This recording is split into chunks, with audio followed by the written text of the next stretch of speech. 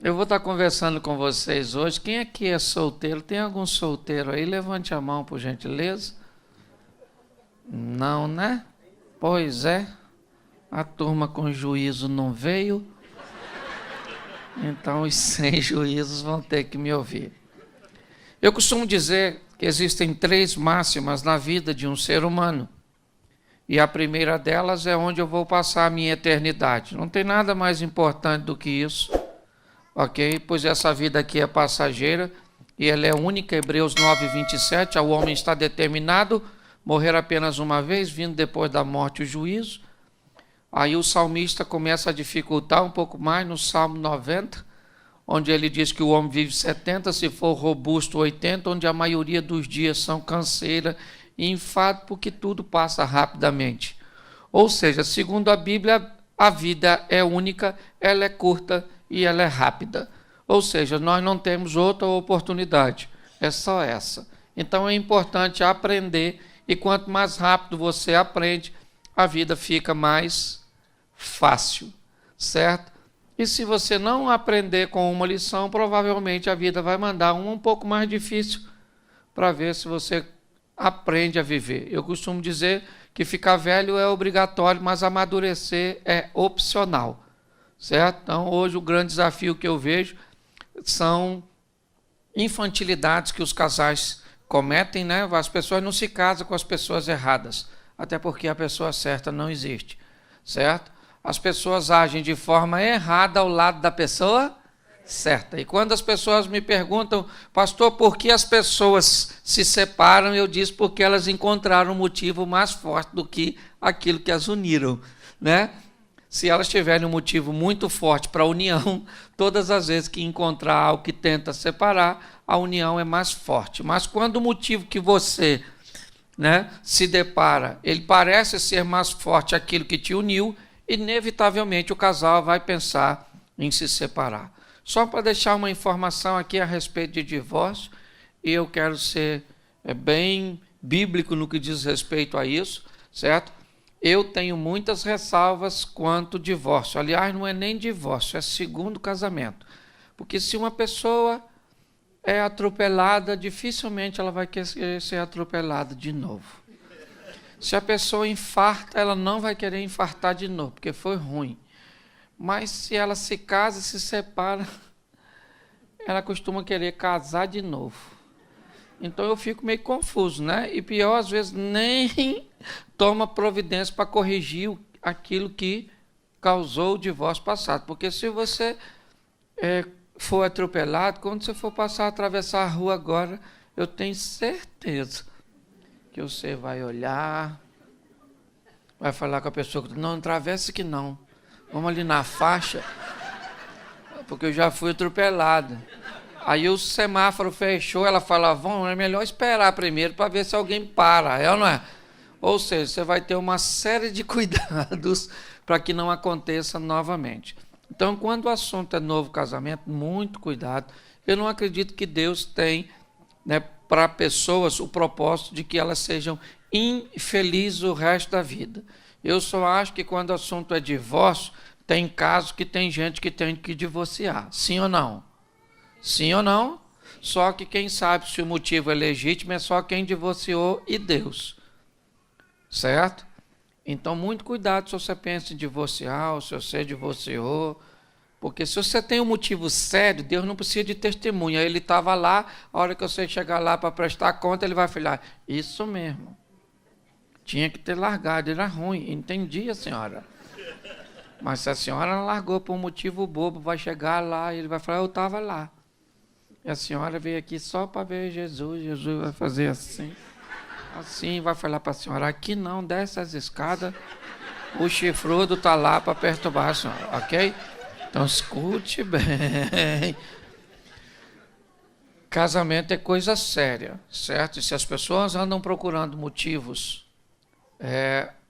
para saber por que o divórcio está chegando, com certeza, como eu disse no início, é porque a união foi feita de uma maneira insólida, ok? Então é só nós olharmos isso. Marido não é para ser inimigo de mulher. A Bíblia está lá no Gênesis dizendo o quê? Porém, inimizade entre você e seu marido. Não, entre a serpente e a mulher. Você pode falar, pastor, mas a serpente lá em casa é meu marido. Pois é. Aí é outro detalhe. Então, pessoas estão entrando em litígios, em guerras, em batalhas. As coisas, eu confesso a vocês, que estão bem, né, confusas. E no final eu vou abrir, aí eu vou falar mais ou menos com vocês durante 1 hora, e no final eu vou abrir, aí de repente uns 10 minutos para alguém quiser fazer uma pergunta, pode usar aquela técnica, um amigo meu tem uma dúvida, e a gente vai fingir que é seu amigo, e está tudo certo, ok? Eu quero conversar com vocês hoje sobre casamento e matrimônio, 2 palavras que têm uma conotação muito próxima de sinônimos. Mas eu quero falar sobre 2 fases do relacionamento. Quando eu falar de casamento, eu vou estar falando da primeira fase, do primeiro momento. Todas as vezes que eu falar casamento, nós vamos encontrar um pouco de imaturidade, um pouco de impulsos, às vezes extremamente descontrolados, expectativas que a pessoa faça o que sequer ela nunca prometeu que faria, mas você esperou que ela fizesse, certo? E ela não fez e você ficou muito chateado, porque ela não fez o que ela nunca disse que faria. E, aliás, nem sabia que você queria isso. Ok? E todas as vezes que eu usar a palavra matrimônio, eu vou falar de uma fase mais profunda deste relacionamento. Eu preciso usar 3 textos com você, só para que vocês entendam isso. Primeiro é Oséias 6, 3. No livro de Oséias, capítulo 6, verso 3, nos diz assim: então conheçamos e prossigamos em conhecer. Só até aí. Ezequiel, capítulo de número 47. Ezequiel 47.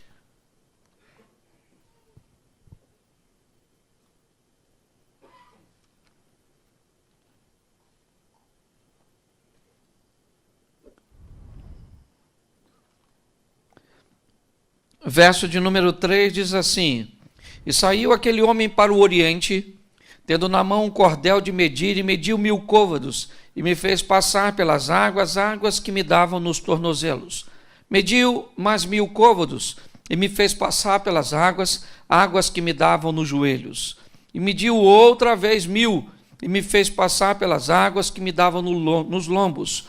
E mediu mais 1000, e era um rio que eu não podia atravessar, porque as águas eram profundas. Terceiro texto, Jó, capítulo de número 42, verso de número 5. Jó 42,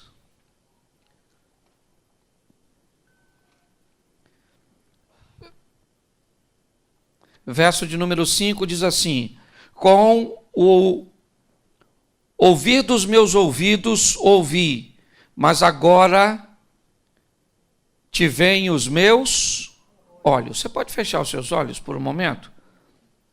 Senhor nosso Deus e Pai, queremos continuar te ouvindo. Fala conosco, usa-me como um canal de bênção nesta hora. Fala conosco muito mais do que queremos ouvir, mas fala conosco o que precisamos ouvir. Tira-nos do conforto da mesmice, pois aqui o que está em jogo é o futuro do nosso casamento, da nossa família, do nosso lar, um projeto que nasceu no teu coração.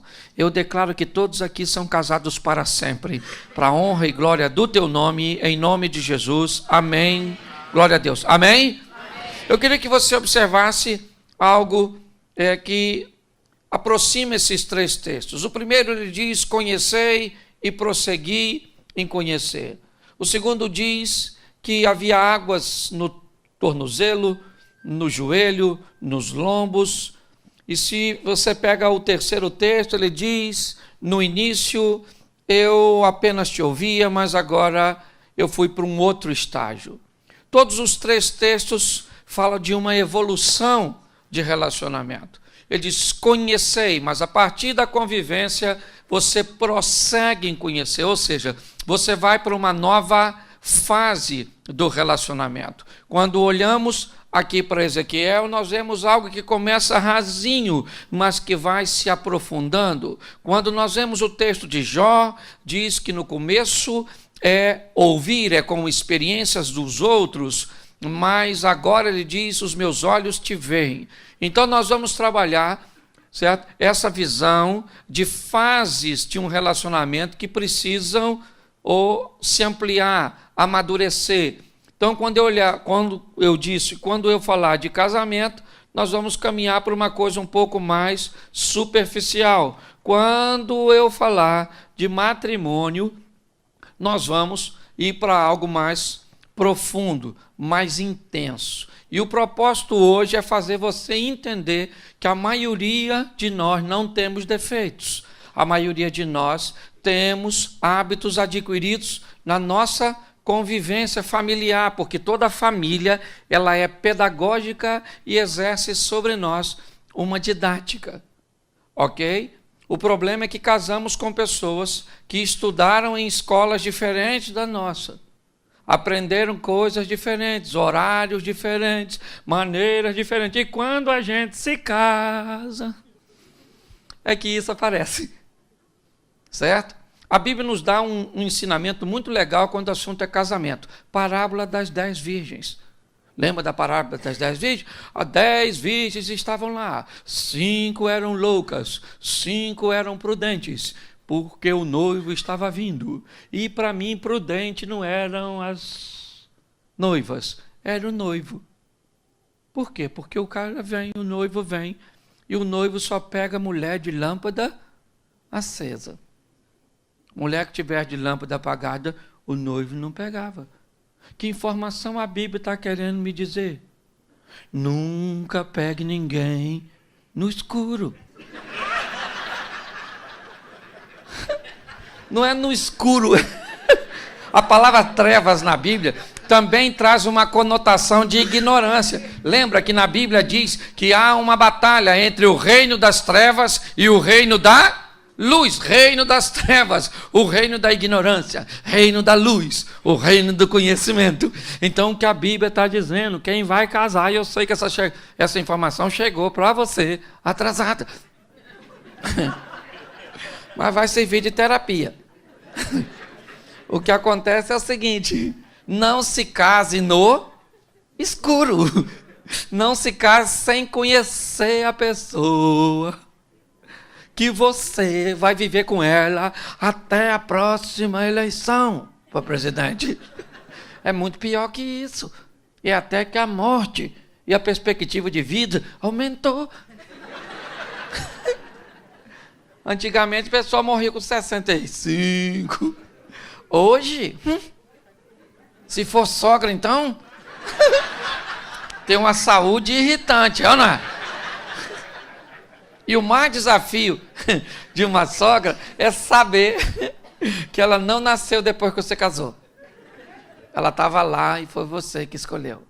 Ok? Então nós vamos brincar um pouco com isso, até porque para falar de coisas tão difíceis, tem que ser com humor, ok? Mas estabelecer essa linha de entender onde minha esposa estudou, o que ele aprendeu, o que ela aprendeu, certo? Na sua infância, horários e uma série de fatores. Mas nós vamos falar aqui, primeiro, sobre essa questão do casamento. Nós vamos definir casamento como expectativas. Então, problemas versus pessoas é igual a que resultado? Depende do tipo de pessoa. Ok? Todos nós temos problemas, sim ou não? Sim, se você não tem problema no casamento, provavelmente você não é casado. Você fez qualquer coisa na sua vida, você fez um acordo com a mulher, mas se você não tem problema, então você diz, pastor, eu tenho um casamento perfeito, para mim água limpa demais não dá peixe. Eu sou dessa tese. Por onde eu tenho passado, casamento normal é aquele casamento de fase. Tem época que está tudo que a gente não briga. Nossa, Jesus pode voltar que eu estou dentro. Mas tem aquela época Que dependendo se ele voltar, ele nem entra, na verdade, na sua casa, que o troço está pegando fogo. E isso é muito legal. E isso é relacionamento sadio. Relacionamento sadio, salutar, não é aquele onde as pessoas não têm problema, e sim aqueles. Olha só, o que é casamento perfeito na minha definição? É onde o intervalo das brigas são longos e a intensidade é fraca. Se você fez isso, pastor, no começo a gente brigava uma vez por semana e tacava faca, copo, panela. Então estava ruim. E hoje vocês brigam? Hoje a gente briga de 6 em 6 meses. E taca o quê? Almofada, pano de prato. Significa que evoluiu bastante, na verdade. Sim. No começo você xingava a mãe, agora você já está xingando a avó.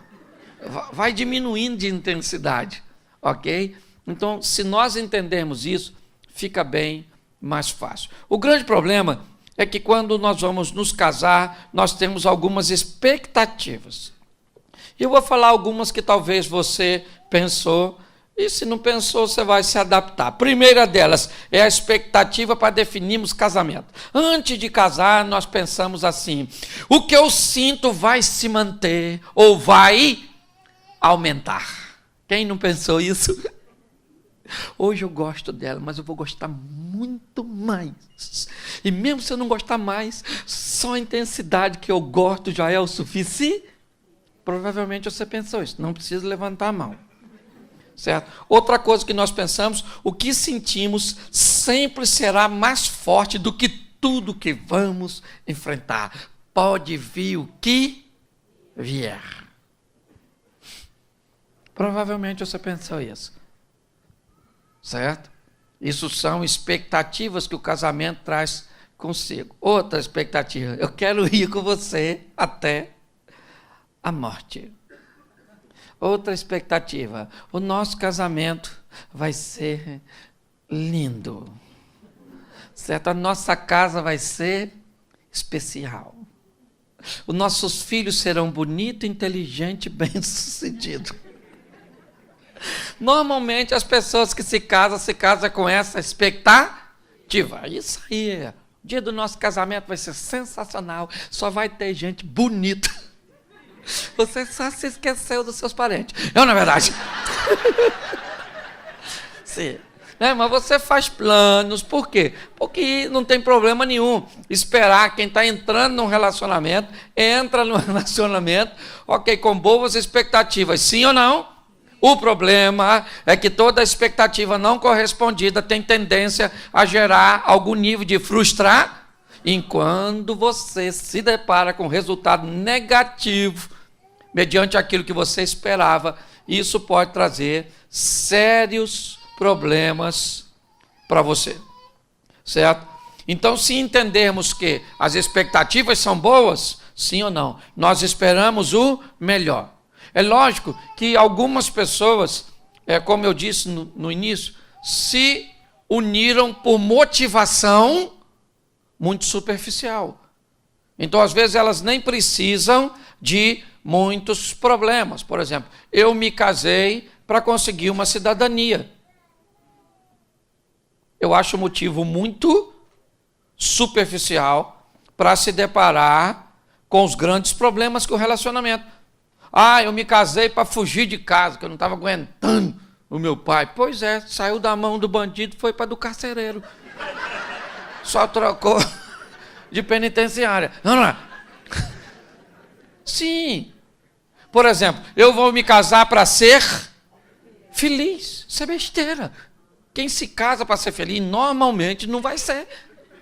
Porque casamento não é para ninguém ser feliz. Casamento é para você gastar um pouco da felicidade que tinha quando era solteiro. É tudo errado. Eu vou me casar, porque quando eu me casar eu vou fazer sexo todo dia. Com quem? Que coisa louca é essa? As expectativas, certo? Quando começam a estourar, nós vamos ter sérios problemas. E aí, como desistir é muito mais fácil do que prosseguir, a gente já entra logo com a palavra separação. Então, eu gostaria que você riscasse essa palavra do seu vocabulário de casamento. Nós não temos rota de fuga, nós não temos saída de emergência, nós não temos nada. É morte, morte, morte, morte e morte. E pasme para você, se morte é uma palavra feminina, é nós que morre primeiro. Homem, ainda tem isso, né? Em média, um homem vive 7 anos a menos que mulher. Só porque não se cuida. Sim, esse dia eu fui num culto, num evento, não foi um culto, foi uma palestra, tinha 40 viúvas e 3 viúvos. Cheguei em casa louco. Falei para minha mulher, aqui tu morre primeiro. Certo? Então, o que acontece? Se nós entendermos essa dinâmica, ok? E tratarmos isso da maneira certa, eu acho que tudo vai ficar bem mais fácil. Esperamos tudo isso. E quando isso não se realizou? Vamos falar um pouco de escolas, né? Eu vou falar isso amanhã ou sexta-feira, eu vou estar falando sobre isso durante 2 horas nessa conferência que eu vim fazer. Mas vamos falar um pouco de escola. Onde eu estudei, onde eu fui criado, onde eu fui treinado. O que eu aprendi sobre fidelidade, sobre companheirismo, sobre romantismo, sobre gestão financeira, o que eu sei sobre sexo, o que eu sei sobre paternidade, o que eu sei sobre colocar uma pessoa acima de todas as outras aqui nessa terra. O que eu aprendi sobre isso? Estudando em lugares diferentes, certo? Provavelmente eu recebi muitas coisas que desencontram. Por exemplo, vamos imaginar uma mulher treinada numa casa onde se dormia cedo. Imaginar, 8 horas da noite, o pessoal está jantando, certo? Toma um banho, lá pelas 9, já dá um primeiro 9h30, 10 horas, ela está dormindo. É pecado dormir esse horário? Não. Vai para o inferno por causa disso? Claro que não. Só que tem lá que assim, 8 horas, não dá nem fome ainda. Você vai dar fome lá pelas 22, lá pelas 10. Aí você come. Aí, por exemplo, tem aqueles que fazem assim, comi e não posso tomar banho agora, tem que esperar 1 hora. Porque dependendo da escola, você ainda tem esses troços. É ou não é? Se um chinelo tiver virado, você passa mal, é ou não é? Dependendo de você onde estudou, tem as culturas mais esquisitas do mundo. E aí, então, lá pelas 23h30, ele vai tomar um banho. O banho despertou ele um pouco. Vai assistir uma televisão. Ainda vai dar uma olhada no fechamento das mensagens de sua rede social para dormir antenado. E ele vai deitar lá pela 00:30. 1h. A mulher já está pensando em acordar. Nem dormir ele foi. Mas dormir esse horário, 00:30, 1h, aí também aí já é coisa do Satanás, não é? Sim ou não? Não, não. Quem falou sim é porque dorme cedo, é ou não é? O problema é que quando você olha para essa situação, você vai ver um casal que tem sérios problemas de ter afinidade na cama.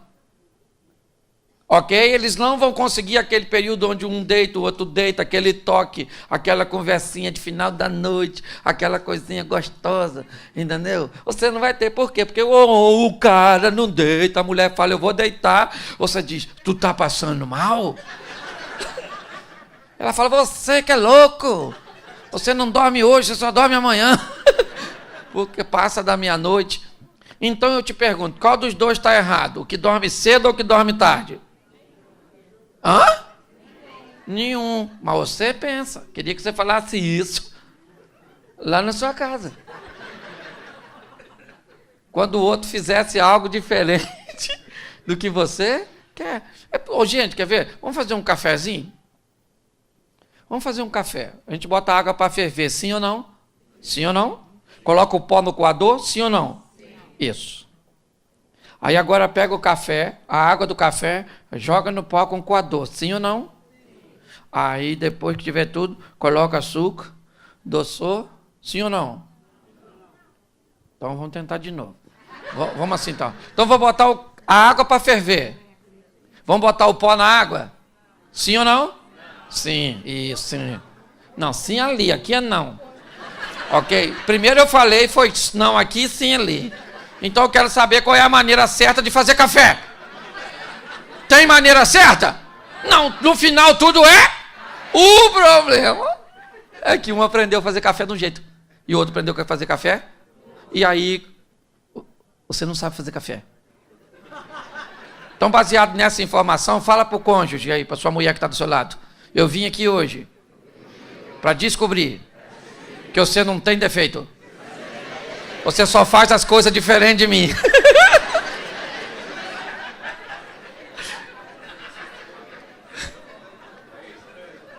A grande verdade é essa. É como eu disse no começo. Você não está casado com a pessoa errada. Você está agindo de forma errada ao lado da pessoa certa. Vamos imaginar aquela pessoa casada e lá na sua casa, quando você ia tomar água, que o litro d'água na geladeira estava no meio, e você tomava um copo, soava uma campainha na sua cabeça. Enche o litro. Então você não bota o litro comendo de meio na geladeira. Por quê? Porque te causa mal-estar. Aí você casa com uma pessoa que ela vai tomar e deixa um dedo. Ela não deixa vazio, senão dói a consciência, entendeu? Mas com o dedo não dói. Ela acha que vai tomar um passarinho, vai tomar água depois, olha lá. Então ela deixa um dedo, porque um dedo não dói. E aí, quando você, que se baixar da metade enche, encontra um litro d'água com dedo. Dá vontade de, quando você encontrar a pessoa, você não dá água, você dá o litro, abre a boca e enfia dentro. Sim ou não? E ele está errado? Sim ou não? Não, errado é você que casou com ele no escuro. Gente, eu costumo dizer, quando eu falo para quem não casou, eu digo, não escolha alguém sem defeito. Escolha alguém que tem defeito que você tolera. É só isso. Entendeu? Se você tolerar o defeito da pessoa, provavelmente você não vai ter nenhum problema com ela pro resto da sua vida. Mas se você não tolerar, quando eu olho as pessoas com esses hábitos diferentes, com essas maneiras, estudando e tendo que lidar depois com a cultura tão diferente, por exemplo, ele cresceu com as dívidas sendo pagas atrasado.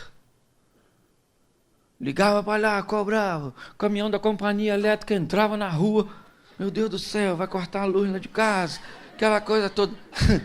Sempre foi nessa tensão. Ele cresceu assim, isso para ele é a coisa mais normal. Ela, o pai dela, sempre pagava tudo adiantado. Então, se for cortar a luz na casa dela, ela morre de vergonha. Ele vai conversando com quem vai cortar aí mesmo, vai. Não corta não, te dou um dinheiro para você não cortar, é ou não? Para ele, gente, aquilo era perfeitamente natural. Certo?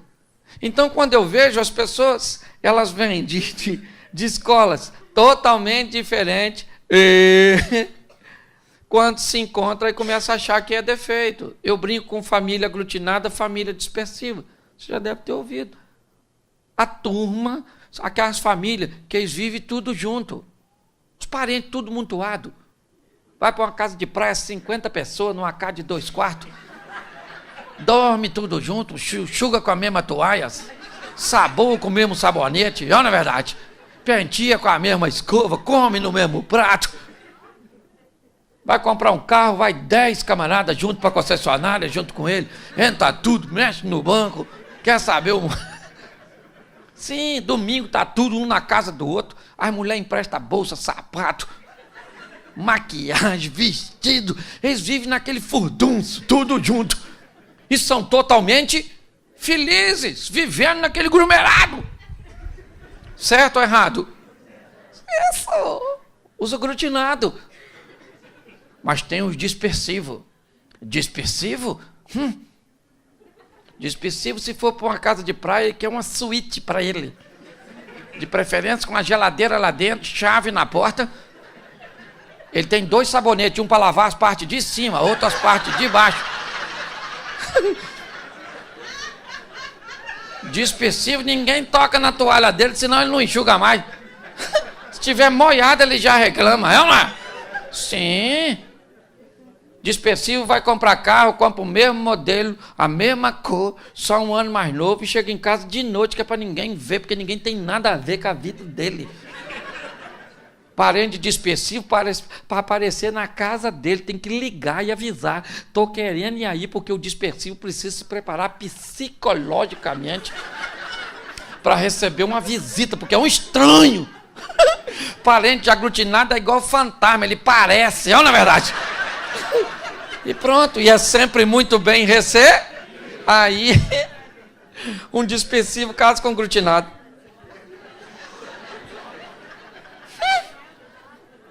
O parente do dispersivo chega na casa dele sem avisar. Olha o dispersivo falando com o marido. O que está fazendo aí?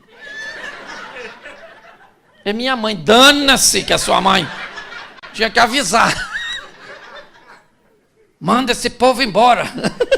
Entra dentro do quarto, se tranca e o outro tem que ficar mentindo. Está passando mal, está passando mal. Nada, é simplesmente um dispersivo. Casamento de dispersivo com aglutinado. Dispersivo. Ô, gente, 300 pessoas no casamento. 20 é convidado dispersivo. 280 do aglutinado. Dispersivo vai casar e diz assim, olha, eu vou me casar tal dia, eu não sei se eu vou fazer nada, não. Entendeu? Mas eu vou me casar, estou só avisando. E acabou. Aglutinado? Menino, vou casar, viu? Pode ir, tem convite não. Ó, muita comida. E leva o presente. Você pode estar rindo de você, ou da sua comida. Por isso que quando vai casar, eu falo para quem vai casar, nunca more muito perto dos parentes, nem muito longe. Muito perto eles vão todo dia. E muito longe eles vão para passar muitos dias. Eu não... Então o problema é praticamente o mesmo. Então não tem problema se casar, desde que saiba o que está fazendo. Aglutinado e dispersivo. É assim. Entendeu? Por exemplo, imagine 2 famílias, as famílias do aglutinado saindo para jantar com a do dispersivo. Ah, gente. O dispersivo entra no restaurante, pega a cadeira e puxa. E senta. O aglutinado diz assim, sentar aqui, tá?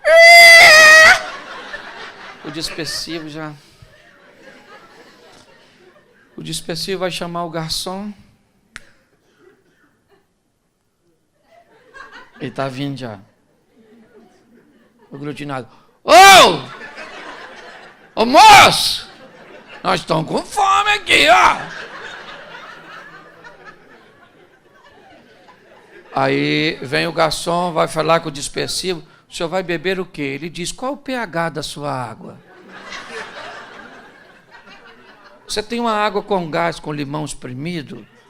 A mulher do dispersivo diz, o senhor tem um suco de abacaxi com hortelã e um pedacinho de gengibre, só para dar um. Aí o aglutinado diz assim, o senhor tem Coca-Cola 2 litros? Essas pequenininhas não enchem nós não, e é caro pra caramba. Pergunto eu para você, quando é que as duas famílias saem de novo juntas? Então não são escolas diferentes. Um dispersivo visitando o caso de aglutinado.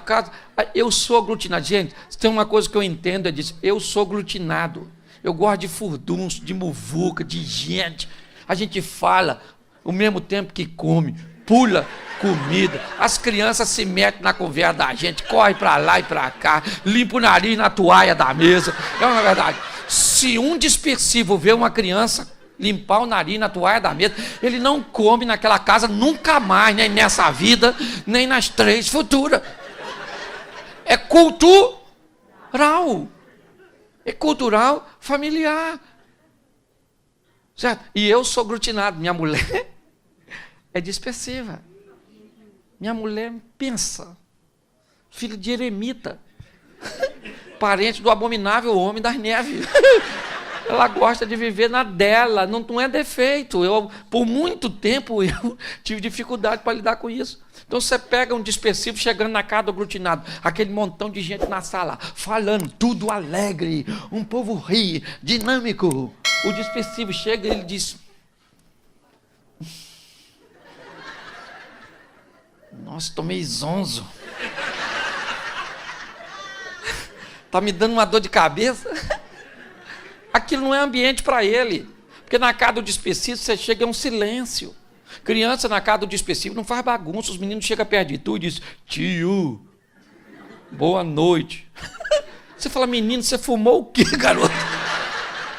Onde é a Cracolândia? É outro ambiente, muito mais ordeiro, uma coisa. Uma mulher grávida na casa de um dispersivo, conversando com um grupo, e ela quer amamentar, ela diz o quê? Dá licença que ele está com fome, tá? Eu vou ali, já estou voltando, vou dar de mamar. Na casa do dispersivo, a criança começa a chorar, a mãe fala: isso é um bezerro, isso já quer mamar. Tira o peito, bota na boca do menino, na frente de todo mundo, porque ela não vai sair para não perder a piada.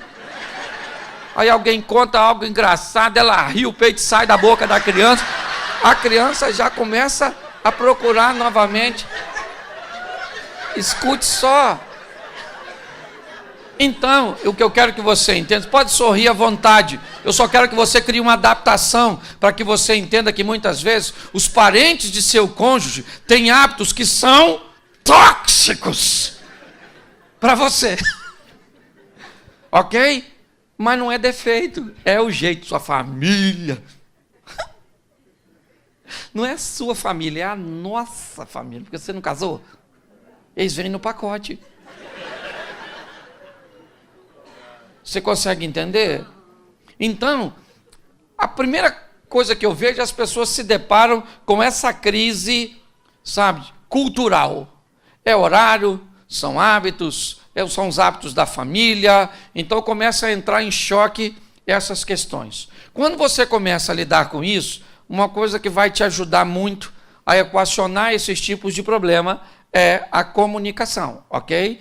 Porque tem uma frase muito legal, né, que diz assim: é conversando que a gente se desentende. Isso aí mesmo, certo? Porque se tem um troço difícil é conversar com o cônjuge.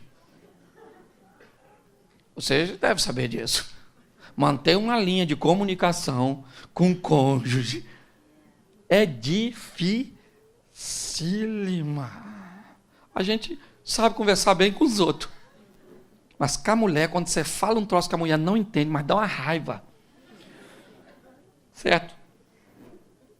E aí, quando você mostra para ela o que você entendeu, ela fica com raiva de tu, porque não era nada daquilo que ela queria dizer.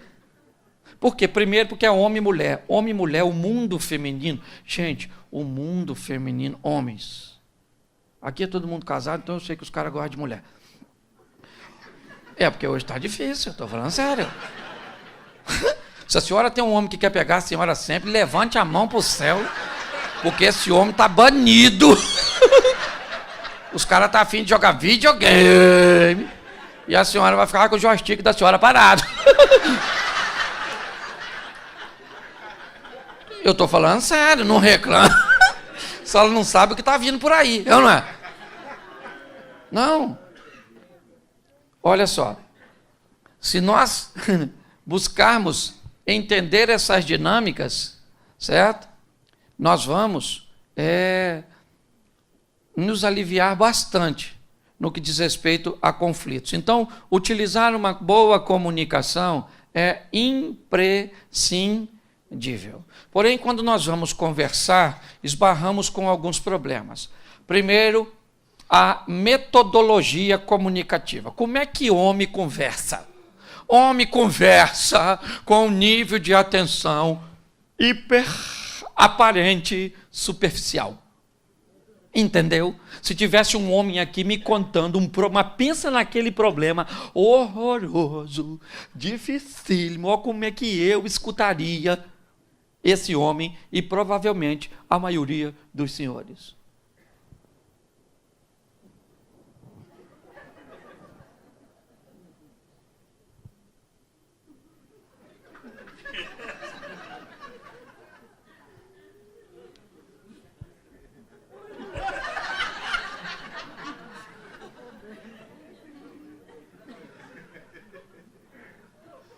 E o camarada entenderia que eu estou escutando ele. Conversa assim com a mulher para te falar um probleminha desse tamanhozinho assim. Porque deixa eu te falar, olha para a mulher conversando.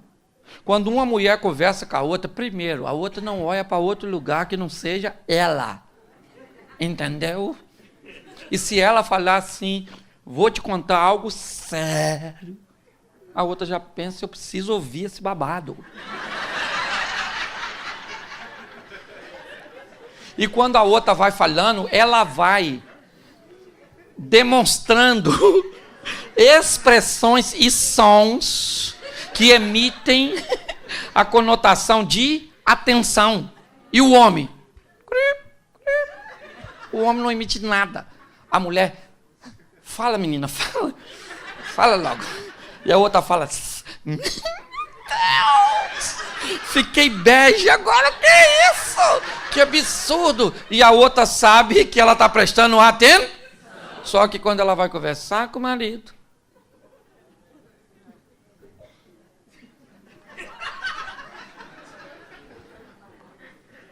olha para mim, eu estou falando contigo. E ele diz, querido, eu escuto com o ouvido, pode falar que eu estou escutando. Vai falando aqui que eu vou arrumando minha gaveta. Ela falou, você é louco, como é que eu vou conversar com alguém que se consegue olhar na minha direita? Quem está errado, ela ou ele?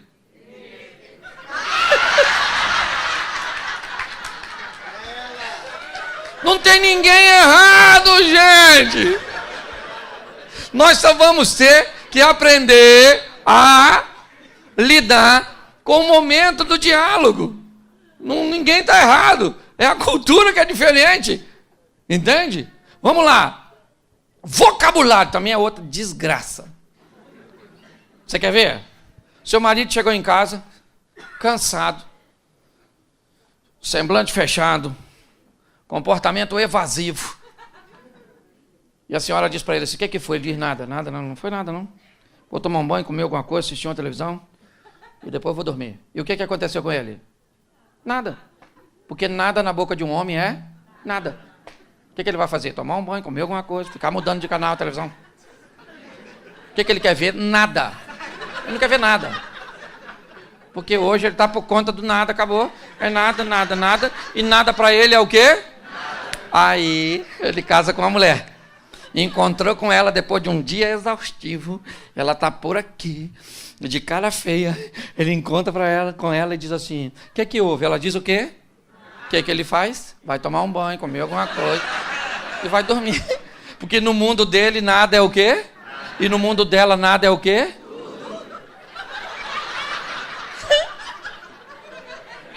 No mundo dela nada é o quê? Aí quando ela fala nada, que ele vira as costas, ela fala... Insensível! Não sente minha dor! Você acabou de falar que não tem?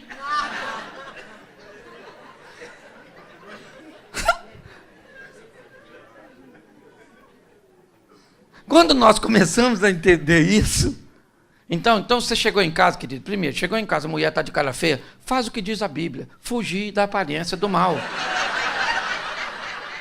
Vai embora, irmão. Mas vai lá, vai arrumar confusão. Eu vejo as pessoas se atrapalhando no diálogo de coisas extremamente simples. Você quer ver? Eu separei algumas coisas aqui, só para simular. Sei que normalmente isso não acontece com você, mas olha que diálogo maneiro. Ela diz assim, você não é carinhoso. Ele diz assim, eu trabalho pra caramba. Ele diz assim, você não quer fazer sexo. Ela diz, eu lavo, passo e cuido das crianças. Isso é comunicação de doido. Um está reclamando de uma coisa, o outro está falando da outra. O que é isso? Isso é gente que tem dificuldade de olhar para as suas deficiências e tenta acobertá-las com suas virtudes. Você consegue entender? Quando alguém reclama de alguma coisa, ele não está dizendo que você não faz outra. Ele está dizendo que você não faz, você não é carinhoso. Mas eu trabalho, menino, o assunto aqui não é trabalho, é carinho. Ah, mas eu trabalho, então manda o Ricardo para cá. Se você não é capaz de trabalhar e fazer carinho na sua mulher, contrata o Ricardão que ele faz. Porque um homem tem que trabalhar e fazer carinho. A mulher tem que cuidar das crianças, tem que fazer as coisas e ainda tem que... O cara vai pegar quem se não for a senhora? Ô, gente, são coisas básicas. Gente, um homem para ser feliz... Tem mulher aqui, levanta a mão. Isso. Um homem para ser feliz, querido, só precisa de duas coisas. Comida e sexo. É barriga cheia, saco vazio. Eu estou falando para adulto, ok? Não estou aqui falando pornografia, não, ok? Por favor. Eu estou usando um linguajar claro, não estou aqui para vulgarizar nada, não. Mas o que um homem quer? Isso. E olha como a mulher são más. Ela briga com o marido, quais são as duas coisas que ela para de fazer primeiro? Quer comer, vai lá e esquenta. E nesse corpinho, nada. Agora, em contrapartida, homens, uma mulher precisa de 3 coisas para ser feliz. 3. Primeiro, mulher precisa de amigo. Mulher precisa de amigo.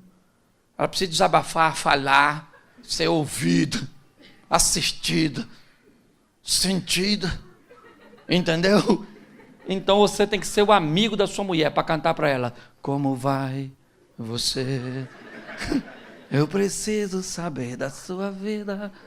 E deixa ela falar, olha no olho dela. Entendeu? Gesticula. Isso é um homem bom. Segunda coisa que a mulher precisa. Um amante. O cara da cama. O cara que vai passar o cerol fininho. Você também tem que ser esse cara. Pegar a dona, falar, dona, não.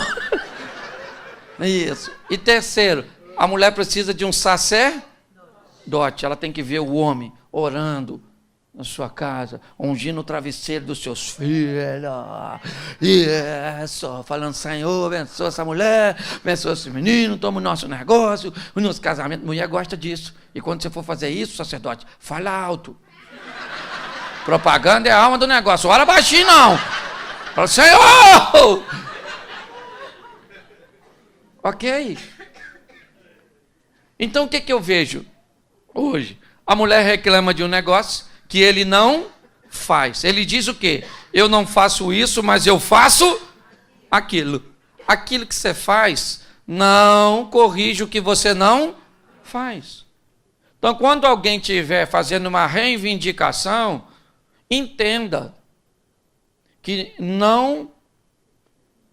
você não deve se justificar com aquilo que faz. Você tem que olhar aquilo que não faz e começar a fazer. A grande questão que nós precisamos aprender também, queridos, é que todo mundo que se corrige precisa ser recompensado e reconhecido. porque isso é importante, certo? Você premiar alguém que fez algo que não fazia, certo? Isso está indicando para a pessoa, você está no caminho certo. É importante. Às vezes, isso é mais do que a sua? Sim, mas essa frase diz para essa pessoa que não vale a pena melhorar, porque não vai haver reconhecimento nenhum. Premiar a pessoa é muito importante, é motivação. Nós precisamos fazer isso. Então, hoje eu vejo muitas pessoas se deparando com essas situações. Fora na comunicação, alguns erros primários, como, por exemplo, tentar dialogar num ambiente hostil. Gente, deixa eu falar uma coisa para vocês, sem medo de errar, trabalhando com casais, há quase 20 anos, eu descobri, uma noite de sono resolve mais de 50% dos problemas. Vá dormir. Ficou ruim demais? Está insustentável? Tá. Diz, olha, querido, vamos deixar Deus agir e vamos dormir. Não estou com sono. Então fica aí acordado, mas eu vou dormir. Sai fora. Ok? Ajuda bastante. Por quê? Quando você está nervoso, você respira menos. Seu cérebro recebe menos oxigênio. Então começa a não ter mais coordenação entre o que você está pensando e o que você está... Aí é que... Gente, o que é dito nessa hora para consertar depois? Você quer ver? Mulher nesse ambiente mental, olha o que acontece. O marido fala para ela assim, fala baixo. Fala baixo, entendeu? Ninguém tem nada a ver com os nossos problemas. E ela fala, não estou gritando! Porque a hora que eu ficar nervosa, você vai ver! Ela sabe que está gritando, sim ou não? Não. A mente dela está tão que ela aumenta o volume sem notar que está com o volume alto. E você pensa que isso é um problema de mulher? Quantos dos senhores nervosos já falaram coisas que não devia? E depois a sua esposa falou assim com você... Eu queria saber por que você falou aquilo comigo. Ele olha para a senhora com a cara mais cínica do mundo e diz, eu falei isso? Você está ficando louca. Aí é que ela fica louca. Que ela fala, se covarde! Mas ele falou sim ou não? Mas ele lembra? Porque ele é? Não, porque ele estava nervoso. Então, quando você não está bem mentalmente, cala essa boca sua. Que vai sair coisa que depois para colocar para dentro fica ruim. Outra coisa que você tem que saber na comunicação, evite ironia, porque tem gente... Amor, mamãe vai vir para cá mês que vem. Sério? Nossa, vai ser tão bom. Não seja irônico.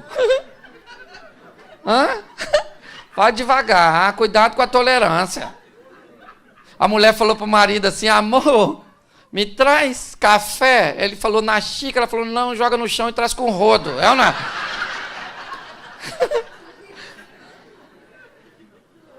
Escute só. Evite ser irônico. Outra coisa. Isso aqui também é coisa que tem muita gente que vive. No auge da discussão, um fala para o outro assim, para acabar com a discussão. Você está certo. Não. Você está certo, errado aqui. Sou eu. Quando a pessoa fala assim com você, dá vontade de você fazer o que com ela? Fala comigo.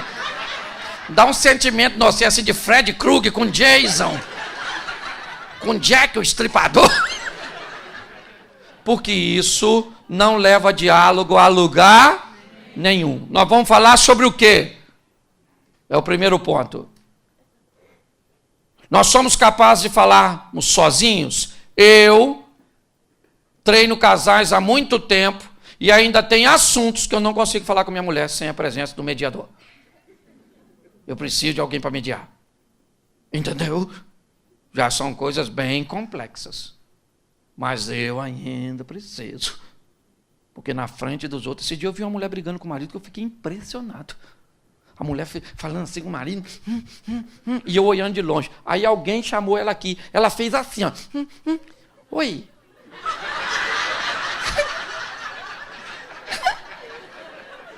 Eu falei, ela é louca, deve ser bipolar. Não, o que estava acontecendo aqui? Aqui, ela não queria controlar suas emoções. E aqui, ela queria continuar vendendo a sua imagem. Mesmo sem notar, estava todo mundo vendo que ela estava ridícula mediante aquela situação. Então, nós temos que entender essas questões de diálogo. Eu vou falar sobre o assunto, não adianta eu falar da minha virtude. Não adianta. Nós estamos tratando de um problema que precisa melhorar, então não há justificativa, certo?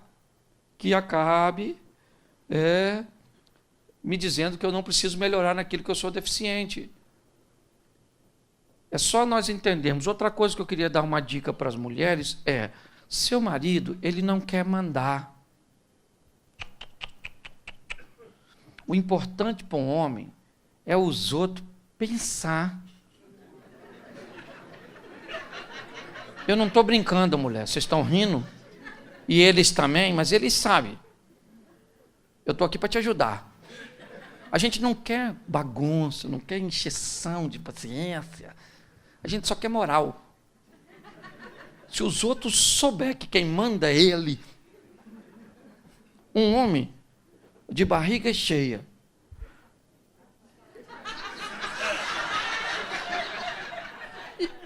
e que os amigos dele pensam que ele manda, menina, isso aí você é mas é em última instância. E mulher sabe o que é o. Porque você não sai para comprar um vestido, você sai para comprar? A senhora não quer um penteado, a senhora quer? Isso não é uma sandália, é?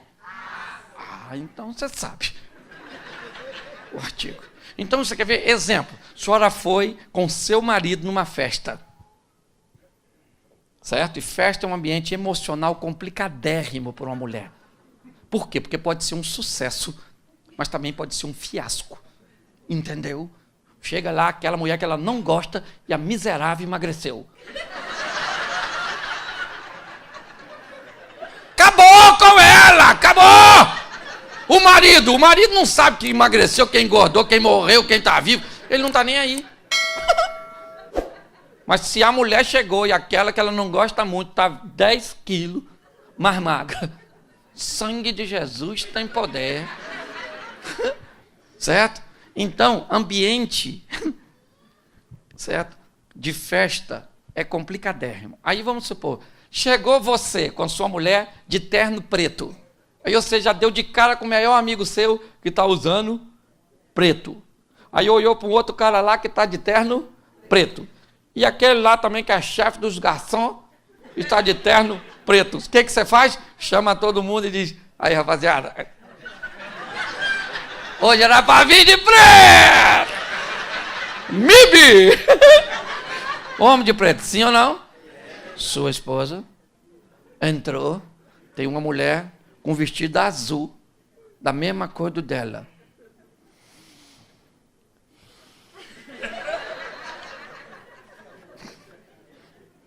Vamos embora agora. Eu nem entro nessa festa. Deixa eu te explicar. Imaginemos, só para me construir um ambiente mental. Você acabou de chegar, se enturmou com seus amigos, está falando do futebol, da política, a conversa está maravilhosa e a senhora acabou de ver algo que a desagradou. A senhora quer ir embora imediatamente. O que a senhora faz? Já faz aquela cara de: vem cá, vamos embora agora. Os amigos dele ficam olhando. Por que você chamou de cara feia? Os caras olham. Olha lá, tá chamando a atenção dele, tá chamando a atenção, ó. A minha fez isso comigo na outra vez. Olha lá, tudo a mesma coisa, vai fazendo a gente passar vergonha. Ele vai embora com a senhora, sim ou não? Mas vocês vão brigando dentro do carro. Você não podia fazer isso. Isso é um absurdo, acabei de chegar. Mas olha, se a senhora for uma mulher sábia e cheia do Espírito de Deus. Amor! Vem cá, querido. Olha discretamente aquela mulher que está lá no canto, lá no cantinho, lá no cantinho. Está com o vestido igualzinho, a mesma coisa que eu. Eu não vou ficar aqui, não. Ó, faz o seguinte, vai lá para perto dos seus amigos, espera uns 10 minutinhos e fala com eles que você quer ir embora. Aí me chama para ir, eu vou fingir que não quero. Aí você insiste, eu vou ficar chateado, mas eu vou. Aí você vai sair daqui mandando em mim, eu vou embora porque estou afim e está tudo resolvido. Com a proposta dessa, o cara está dentro. Lá vai ele. Nossa, gente, não estou passando bem. Falar com a mulher que nós vamos embora. Aí alguém fala assim, mas vocês acabaram de chegar. Dane-se. Quando eu falo é lei.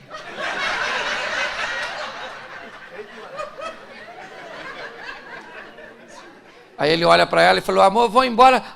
Mas já, agora. Aí ela fala, então tá, vamos embora, querido. Até mais. Os dois vão embora no carro, sim ou não? Fazendo o quê? Eles bem pensam que quem manda é você, né?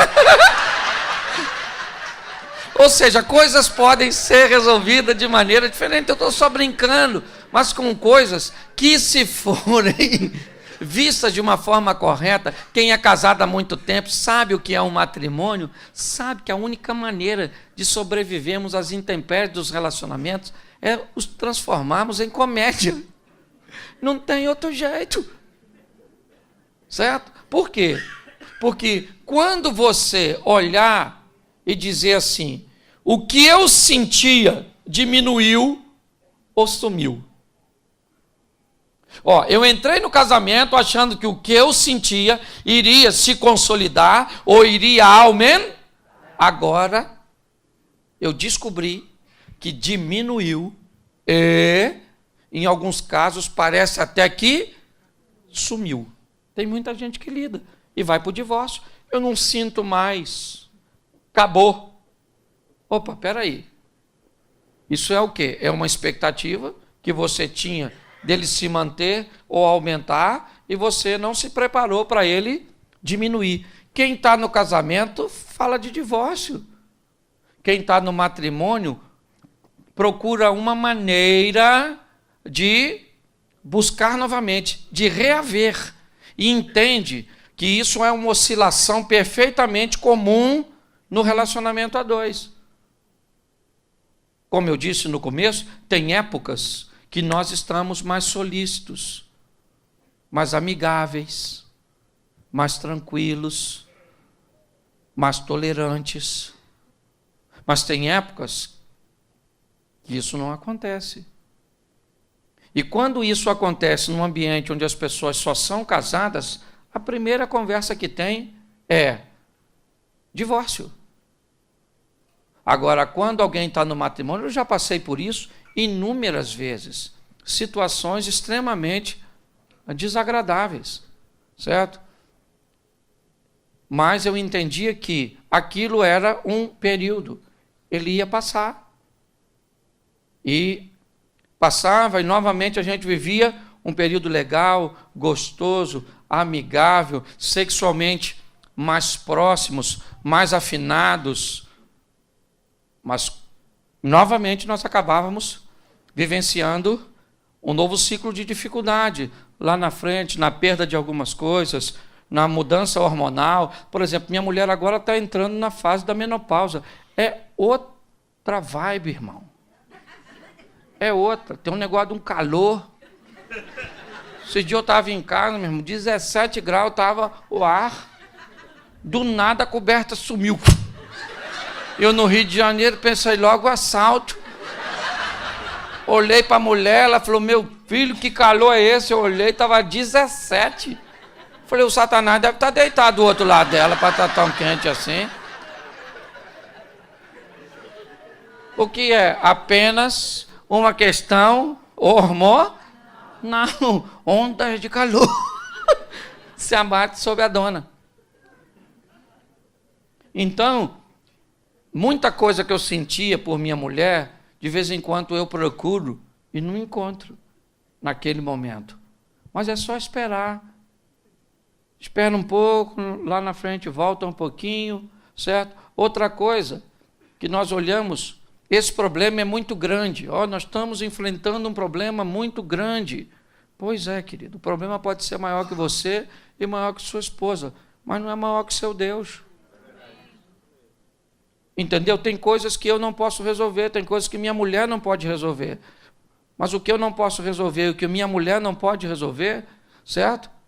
Eu coloco nas mãos de Deus. Então tem problemas, como eu disse lá, com você eu sou capaz de enfrentar tudo. Eu descobri no matrimônio que com minha mulher eu não sou capaz de enfrentar tudo, mas com meu Deus eu sou capaz de enfrentar tudo. Sim, entender essas variáveis do casamento. Outra coisa, frase que eu escuto, meu casamento é uma droga. Se o seu casamento é uma droga, você é um viciado.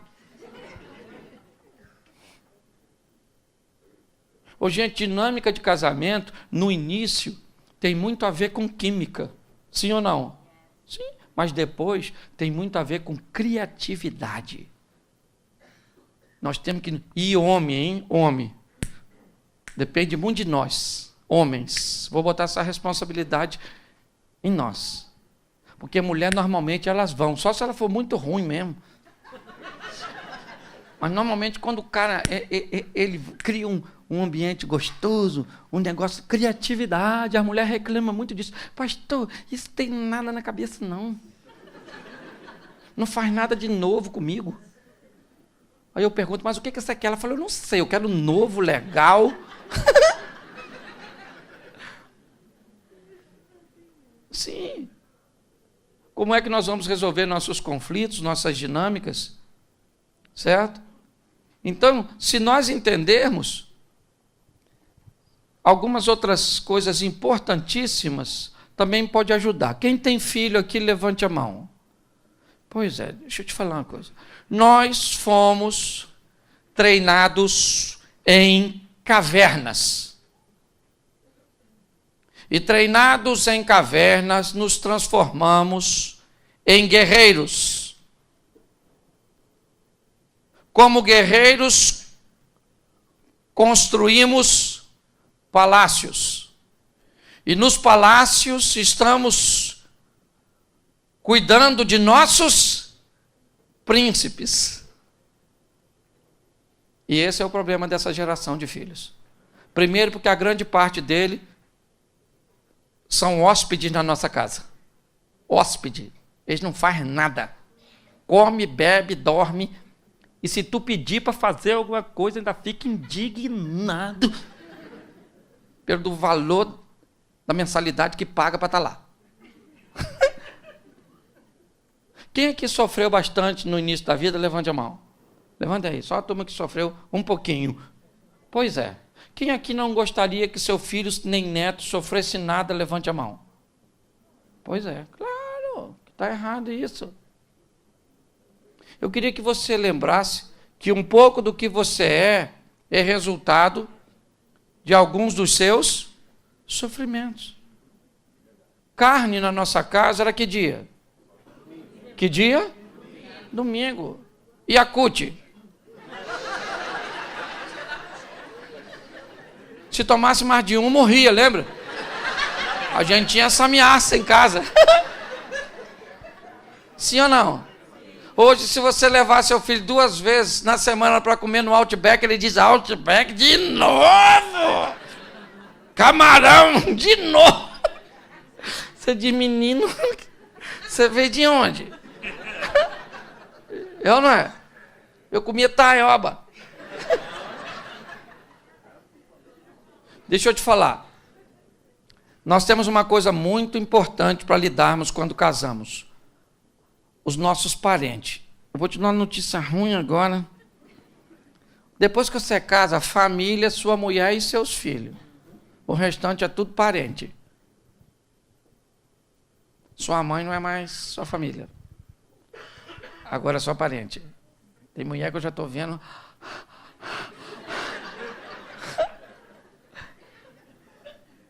E outra coisa, se você é casado, sua mulher é mais importante que seu filho. A árvore é sempre mais importante do que o fruto. Se o seu filho morrer, você faz outro filho nessa mulher. Mas se essa mulher morrer, não faz mais filho.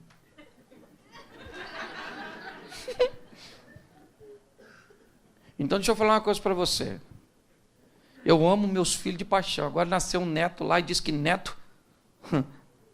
diz que avô é um burro que o filho amansou para o neto montar. Eu ainda não sei não, mas vou falar uma coisa para você. O meu está com 2 meses, meu neto. Mas eu amo meus filhos, eu amo. Mas não tem nada mais importante nessa vida que minha mulher. Ah, pastor, o senhor fala isso, mas ela pode trair. Pode. Ah, mas o senhor fala isso, mas ela pode arrumar outro. Pode. O senhor fala, ela pode fazer um montão de coisa. Mas eu não amo minha mulher por causa dela. Eu amo minha mulher por minha causa. E se ela quiser ir embora para viver com outra pessoa, morrer, eu vou continuar a minha vida. Eu não dependo dela para ser feliz, eu dependo do meu Deus. Mas eu fiz um juramento com meu Deus que aquela mulher, entendeu? A mulher mais importante da minha vida. Ela merece? Merece nada. Eles estão filmando isso? Não merece. Mas eu resolvi e pronto. Eu decidi que ela é a pessoa mais importante da minha vida. Se morrer eu não morro. Porque ela também não morre. E eu vou falar no primeiro dia, nunca mais eu quero casar. Lógico, ela merece essa honra. Entendeu? Depois que eu for embora, aí eu... Nossa, falei umas coisas sem pensar lá no velório.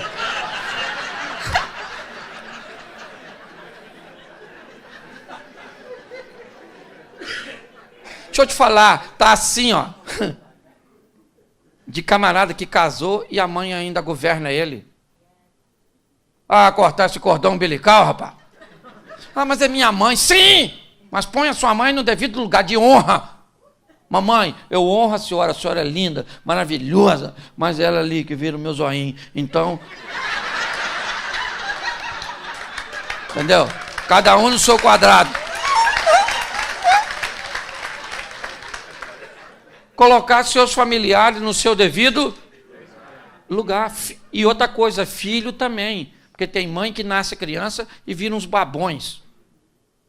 Não, agora esse meu menino. E o marido? Marido que dane-se. É meu bebê. Menino, isso cresce rápido, esse monstro. É só passar o high school que eles vão embora. E sabe quem vai ficar até o final? Quem a senhora queria que fosse embora? Sim. Sim. É. Então aprenda a valorizar seu marido. Não bota ele acima de filho, não. O filho é importante, sim ou não? Claro que é. Mas o marido é mais importante que o seu filho. Se eu perguntasse aqui hoje, quem é a mulher que gosta mais do marido do que do filho? E mandasse você levantar a mão. 1, 2, 3, 4. Aí, tá vendo só? Ah. E a metade das que levantou tá mentindo.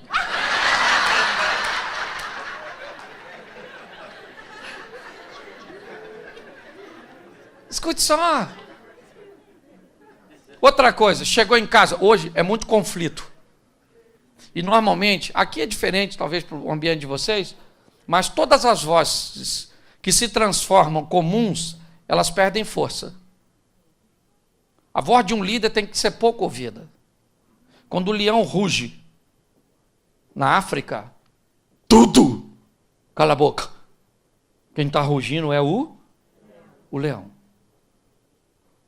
O que nós temos que entender, em casa muitas vezes a voz que é pronunciada mais vezes, normalmente ela perde força de autoridade. Por isso que a voz do homem, normalmente, tem mais força do que a da mulher. Por quê? Porque tem menos. Não, é porque a voz da mãe, o filho às vezes escuta o dia todo. Então quando chega a voz, vai tomar banho! A mãe fala, já mandei 50 vezes. Mas uma vez que o cara mandou, é ou não é? A voz, é importante nós entendermos isso. E o filho tem uma psicologia, pensa. Eu acho que tem uma faculdade de psicologia na barriga. É um intensivo de 9 meses. Um internato. Porque as crianças, eles são habilidosos demais. E outra coisa, eles começam a tentar colocar um contra o outro para ver se isso é possível. Pede um negócio à mãe, a mãe diz não. Ô pai, se a mãe falou não, pai, posso pegar uma maçã? Pode. Aí ele vai lá e pega. Menino, quem mandou você pegar a maçã? O pai. Ô querido, você mandou comer maçã? O almoço já está na mesa. Não mandei não. E a criança fica lá, otário. Sim, eles escutam tudo. Eles brincam igual o pessoal do FBI. Eles ficam brincando assim, escutando assim, ó. Depois sabe tudo que você falou. Presta atenção em tudo. Dizem que eles são mais espertos do que nós éramos. Nunca nessa vida. Ele só pode falar coisa que nós não podíamos. Por exemplo, quem aqui poderia olhar para o seu pai e falar assim, mentira isso. Você tinha o que nessa boca ao invés de dente? Uma prótese. Sim ou não? Isso. Outra coisa importante você tem que entender, adolescentes. Adolescente tem um vocabulário particular. Hoje eu não tenho como falar muito sobre isso com vocês, mas adolescente tem um vocabulário assim, um pouco diferente. E uma das palavras do adolescente que eu acho que você precisa saber, somente essa aqui hoje, é a palavra depois. Depois na boca do adolescente é não vou, nunca, acabou. Vai tomar banho? Depois. Não toma. Vai botar o lixo para fora? Depois. Depois. Tudo para o adolescente é porque ele está cansado. Ele é um hóspede na sua casa, não peça nada a ele. Ele se revolta. Então, se você conversar com ele no mesmo idioma, ele costuma querer mudar depois.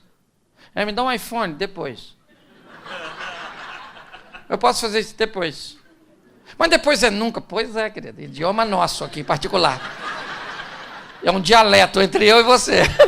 A hora que você descobrir que as coisas precisam ser feitas, certo? O problema é que nós ficamos muito tolerantes. Você tem que entender. E outra coisa, às vezes eu já vi casos, por exemplo, o pai está brigando com o filho, ou com a filha, por exemplo. Está brigando. E já quase vai para a violência. Aí a mãe chega. Não bate nele, não! Não fala com ele assim, não! Fui eu que gerei! O menino já se esconde atrás disso aí, mãe. Eu e a senhora, a gente arrebenta ele. É isso aí. O que você está dizendo para uma criança? Nós dois estamos contra ele. Então não faz isso, não. Chegou, o negócio está ruim, ou com ela ou com ele, você faz assim, ó. Acabou! Some daqui você agora. Vai para o seu quarto que seu pai está certo. Vai, cala essa boca! Que depois eu resolvo com você. Primeira coisa, você estava com 2 partes mental desequilibradas, já tirou uma. A maneira que você tirou uma, já aliviou o outro. Porque você ficou a favor dele, mesmo que não esteja. O miserável pode estar totalmente errado, mas tirou um, ficou com o outro. Quando assim que ele sair, o outro já começa a desabafar. Não, porque essa menina está terrível, me desafiando, fazendo isso. Isso eu quero mandar ela de volta para o Brasil. Isso, Curitiba. Não, na verdade. Isso. Depois você vai lá e resolve. Mas se um filho notar que consegue montar uma facção. Vou contar uma coisa para vocês aqui que eu vi acontecer. A menina queria usar a internet no horário inapropriado. Queria chegar em casa em horários inadequados e o pai era a voz forte. Ela se irritou, conversou com uma amiguinha. E ela falou, não aguento mais. A amiguinha disse para ela, acusa seu pai de pedofilia. Diz que ele abusou de você. Ela fez, ele teve que ficar foragido. Nem sei qual foi o resultado final. Mas a irmã dela disse, meu pai nunca tocou na minha irmã. Ela queria liberdade e queria botar o papai para fora. Então, muito cuidado. Cuidado com essa turminha. Eles não estão de brincadeira, não. Certo? O negócio é feio. E para eu terminar, deixa eu tentar ajudar você um pouco, falando um pouquinho de sexualidade para você, porque hoje nós estamos aí com muita gente sofrendo com dificuldade na área sexual. Sexo é uma coisa muito legal, quem criou foi Deus. Deus criou para a gente fazer, e Deus fica muito chateado com quem faz sexo antes do casamento, mas também fica muito aborrecido com quem não faz depois. Ok? E nós homens, nós gostaríamos muito mais de fazer sexo do que fazemos. Mas só gostaríamos, porque não temos força para cumprir tudo aquilo que nós gostamos. Eu estou sendo claro para vocês, certo? Nosso brinquedo é de montar, o delas é de abrir. É na verdade. Então, nós temos uma desvantagem. Como eu disse, eu não estou aqui falando pornografia. Eu só sou objetivo, e muitas vezes que eu falo de maneira chula, aparentemente, tenho o propósito de fazer a sua mente só captar, porque fica tão grosseiro às vezes, que você não esquece mais, sai daqui até falando para os outros. Eu não. E é isso que eu quero. Ainda que vai falar mal de mim. Não tem problema não. Então o negócio é o seguinte. Homens, eles fazem sexo normalmente por motivo diferente de mulheres. Vocês devem viver aqui uma vida bem atarefada, certo? E aí isso deve dar um desencontro muito grande, porque o cara estressado, ele quer sexo. A mulher estressada, ela quer falar. A mulher, para fazer sexo, ela tem que estar muito legal, muito zen. Por quê? Porque, segundo a Bíblia, nós somos compostos de 3 coisas: corpo, alma e espírito. Então, e um homem, ele vai para a cama sem alma. Mas a mulher, ela só vai se a alma for primeiro. O homem não consegue entender isso. Entendeu? Então, a mulher para ir para a cama legal, a não sei se ela foi igual, vamos lá, que eu vou ficar lá, parada. Certo? Você tem que mandar a alma dela primeiro. A alma vai para a cama, o corpo vai depois, aí a alta performance, alto desempenho, certo? Homem não. Homem, se a mulher dele falar assim, vamos para a cama, ele diz para a alma, tá afim? Se não, espera aí que eu estou voltando. É 10 minutos só. Eu estou voltando. Hoje nós temos um problema sério, pornografia. E pasme vocês, estatísticas andam dizendo que mulheres estão acessando mais a pornografia do que os homens. Principalmente na adolescência. O negócio está bagunçado. Uma sexualidade sadia, certo? Porque Deus fez tudo direitinho. Então, deixa eu falar uma coisa para você. Homem. Mulher gosta de sexo. Sim ou não, mulher? Sim ou não, mulher? Sim. Mas mulher gosta de serviço bem feito. Serviço bem feito, a cliente volta. Qualidade total, entendeu? Eu sei que para nós, um homem... Primeiro que o homem conta dias que não faz sexo. Ele olha para a mulher dele, você sabe a última vez? Ela diz, e eu vou lá ficar contando? Ele diz, pois é, eu sei! Já tem 3! Porque o homem de 3 dias, querida, deixa eu explicar para você, se seu marido for saudável, 3 dias, ele tá... Aí a senhora tira a roupa, ele já faz assim, ó.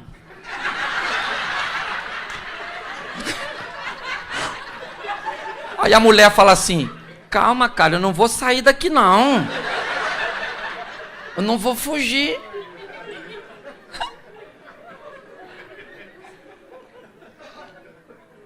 Você ri, mas o assunto é sério. Muitas pessoas caminham para adultério e pior, Muitos de nós, homens principalmente, fomos treinados num ambiente pornográfico. Revistinha. Lembra? Lembra? Você lembra? Lembra? Você que morava na fazenda, a cabrita piscava o olho pra você. Pois é. Escute aqui. Tá assim de homens que trazem para o seu casamento os vícios, cujo quais suas mulheres não vão se submeter. Isso é um perigo. Porque o camarada quer que a mulher dele reproduza o que aquelas, desculpe a expressão, vadias, prostitutas e profissionais fazem. Cuidado com esse negócio. Sua mulher não é vadia, não é prostituta. Sua mulher é uma mulher que Deus colocou na sua vida para satisfazer seus desejos, sim, mas os dela também. No ato sexual, duas coisas têm que ser bem de perto observadas. Primeiro, a palavra de Deus, porque se infringi-la é pecado. Segundo, a vontade do cônjuge, porque se infringi-la é estupro. Num relacionamento sexual, é palavra de Deus e vontade do cônjuge. Se Deus não reprova e o outro quer, aí é tu, querido. Aí o camarada vê aquelas mulheres brilhando nos vídeos. Quer que a mulher dele brilha. Aquilo é óleo, irmão. Se você passar óleo e botar luz, ela brilha também. Porque a mente, ela acaba fazendo daquela ficção uma realidade. O cara vê aquela mulher... Você pode pingar vela na sua mulher que ela não geme daquele jeito, irmão. Aquilo não é verdadeiro, aquilo é uma ficção. Ô, gente, o que eu ando vendo são pessoas desequilibradas. O cara certo, casado com a mulher certa, e o negócio dá errado. Eu olho. Eu já fui em palestras que encontrei com a pessoa depois. Sabe o que a mulher me falou? Pastor, meu marido parece que nem foi lá. Achou tudo que o senhor falou a maior palhaçada. Então eu estou vindo avisar o senhor aqui que não adiantou nada, tá bom? Estou indo, vou pedir o divórcio, porque chega de viver com alguém que sabe que está errado, mas não quer mudar. Calou minha boca. Vou fazer o quê? Mudança tem muito a ver com a pessoa. Então, por favor, eu não estou aqui. Eu trabalho com riso? Trabalho com informação? Trabalho com coisas extremamente delicadas. Eu escuto tudo que você imaginar, sabe? Esses dias, uma mulher, não foi comigo, foi com um pastor amigo, pegou...